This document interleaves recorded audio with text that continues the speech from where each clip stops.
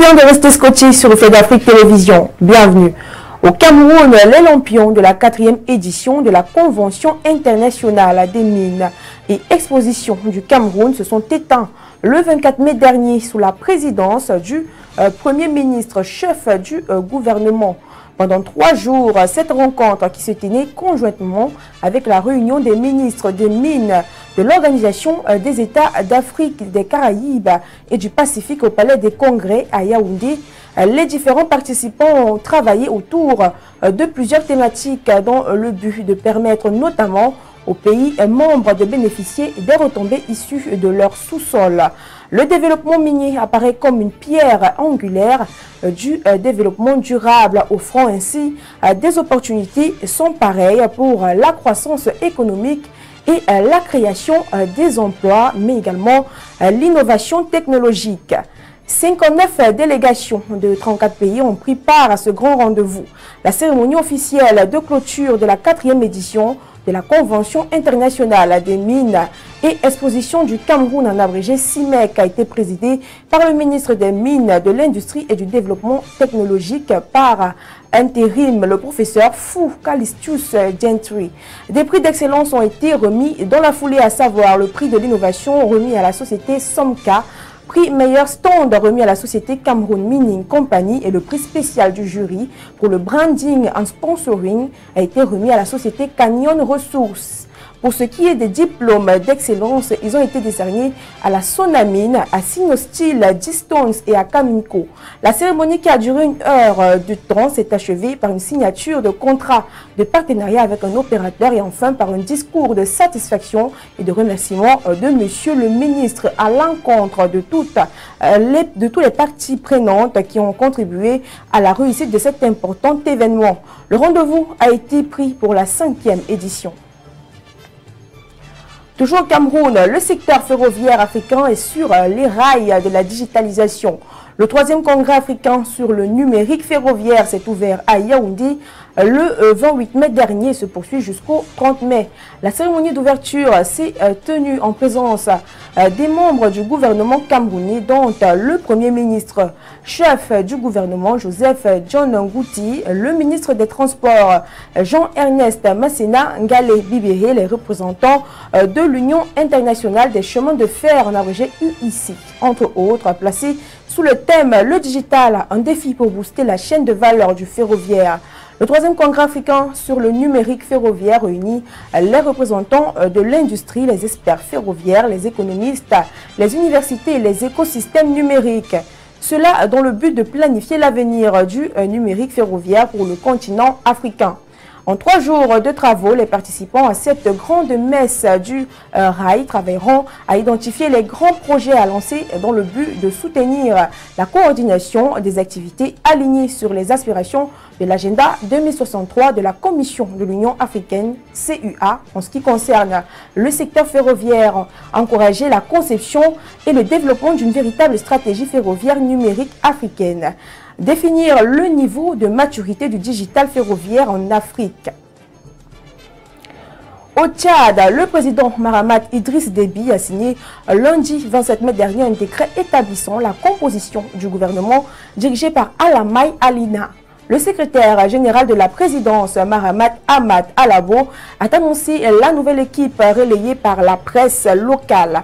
Ce nouveau gouvernement, réduit à 27 membres, compte 15 ministres de moins que le précédent. La majorité des ministres reconduits font partie de l'équipe sortante, dont Liman Mahamat, qui reste ministre d'État et ministre de l'administration du territoire. Tom Erdimi, qui continue en tant que ministre d'État et ministre de l'enseignement supérieur, ainsi qu'Abdelmadid Abderrahim, qui conserve le portefeuille de la santé.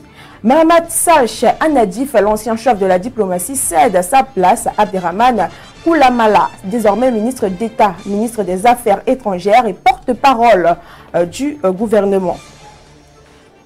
Et au Nigeria, des hommes armés ont tué au moins 8 personnes et enlevé environ 150 villageois dans le centre du pays, selon les autorités locales.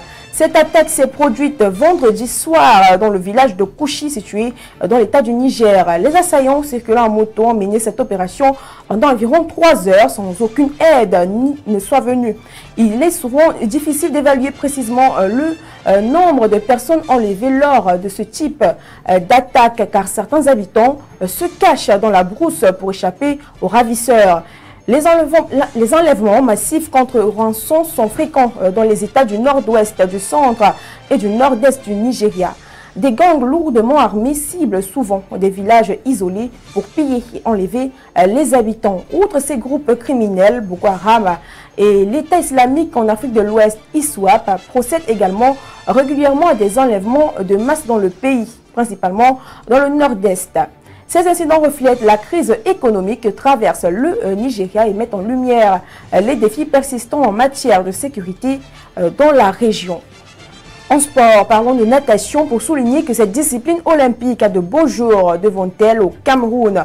On a pu s'en rendre compte lors de la 6e et 7e réunion organisée les 26 et 27 mai dernier à la piscine semi-olympique située à la cité SIC dans la métropole économique du Cameroun. Sur le regard avisé du président national de la Fédération camerounaise de natation et de sauvetage et la présence bienveillante du délégué régional des sports et de l'éducation physique, les Lions indomptables du bassin ont confirmé tout le bien qu'on pensait d'eux. À quelques semaines des Jeux olympiques où 3 d'entre eux sont attendus, ils ont redoublé d'ardeur au point de battre les records enregistrés jusqu'ici. Sur les 6 records battus au terme de la 7e réunion, on note qu'aux 50 mètres nage libre chez les messieurs, Guichet Giorgio bat le record détenu jusque-là par Atamba de 40 tierces, quittant ainsi de 27 secondes 64 tierces à 27 secondes 24 tierces aux 200 mètres brasse. Le même Guichet Giorgio bat son propre record de 2 secondes 59 tierces, le ramenant de 2 minutes 54 secondes 36 tierces à 2 minutes 51 secondes 67 tierces. Chez les dames en nage libre, Nabe Ngelo bat le record détenu par Assatadon de 32 tierces, quittant le 31 secondes 12 tierces à 30 secondes 80 tierces aux 200 mètres brasse. Gabriela Tchamdje bat son propre record de 2 secondes 42 tierces, le ramenant à 3 minutes 18 secondes 27 tierces à 3 minutes 15 secondes 85 tierces. Écoutons cet effet, Guichet Giorgio et Gabriela Tchamdje. Je suis satisfait parce que j'ai battu mes records, j'ai battu les records nationaux. Je suis satisfait, donc du coup mes objectifs ont été atteints. Seulement ça maintenant, avec la maladie, je n'ai pas pu battre le record, c'est ce qui me pose problème. Mais sinon, je suis sûr que je ferai mieux la prochaine fois. Et pour les Jeux olympiques, c'est très rassurant parce que je suis dans une progression rapide et je ne baisse pas la forme. Je travaille chaque jour et je suis sûr que je pourrai établir un record que seul moi pourrais encore faire à l'avenir. Je travaille surtout pour atteindre le niveau international et pouvoir ramener des médailles internationales pour le Cameroun. Donc je pense pouvoir me mettre au travail aujourd'hui même pour pouvoir améliorer encore plus mes records, pouvoir battre mes temps et pouvoir atteindre les chronos extérieurs. Je pense que c'est très prometteur même oui, parce qu'à l'allure où ça va, mes chronos ont été explosés, surtout ces 2 derniers jours-ci. Donc j'espère pouvoir bientôt atteindre de meilleurs chronos et toujours viser plus haut. C'est avec cette note, Madame, Monsieur, que nous mettons un terme à cette autre édition du flash d'information sur les antennes de Reflet d'Afrique Télévision. Restez scotchés pour la suite de nos programmes.